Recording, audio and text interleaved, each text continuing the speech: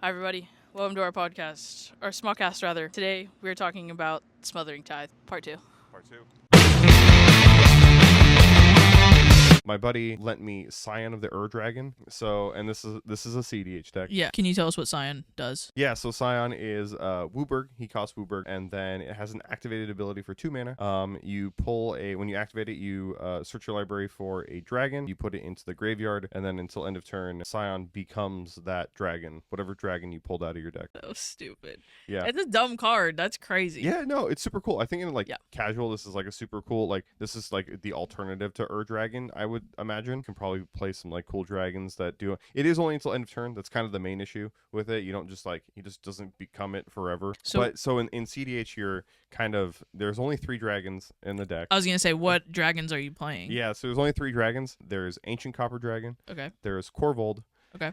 And there is Prismari, the new Prismari from Strixhaven. The one that makes everything storm, and then Treasures with Copper Dragon. Yeah, and Treasures with Copper Dragon, and then Corvold is a draw engine. Draw engine. Why Ancient Copper Dragon? So it's kind of the alternative to Smythe. So if you don't have your Smothering Tithe, it's another way to get a bunch of treasures before you go into your Corvold Prismari turn. But yeah, the play pattern is resolve Smothering Tithe. Okay. That's what we're talking about.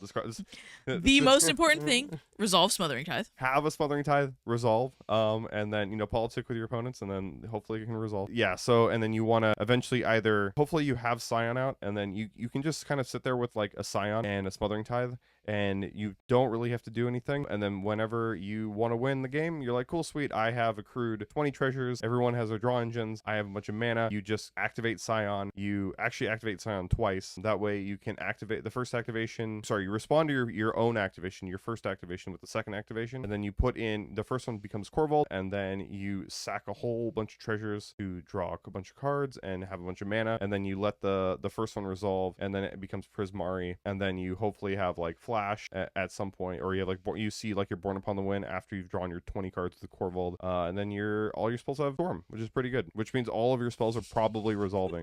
So you cast the Born Upon the Wind, or you maybe cast some other spells or whatever, or hopefully there's other stuff on the stack, and then say Storm is 10 or 5 or whatever. It doesn't really matter. You're cool, sweet, I'm gonna put 5 Born Upon the Winds on the stack. Cool, I'm gonna put 5 Demonic Tutors on the stack. Born Upon the Wind lets you draw a card too, right? Yeah, you get to draw 5 cards. You have Flash. You have Flash 5 times. Yeah. You Flash 5 times, you draw 5 cards, and then you're winning with Thassa's Oracle, Demonic Consultation. Yeah, so Thassa's and Underworld Breach combos, and that's it. So you're winning with 5 color combos. The deck is a whole bunch of good stuff and 3 dragons.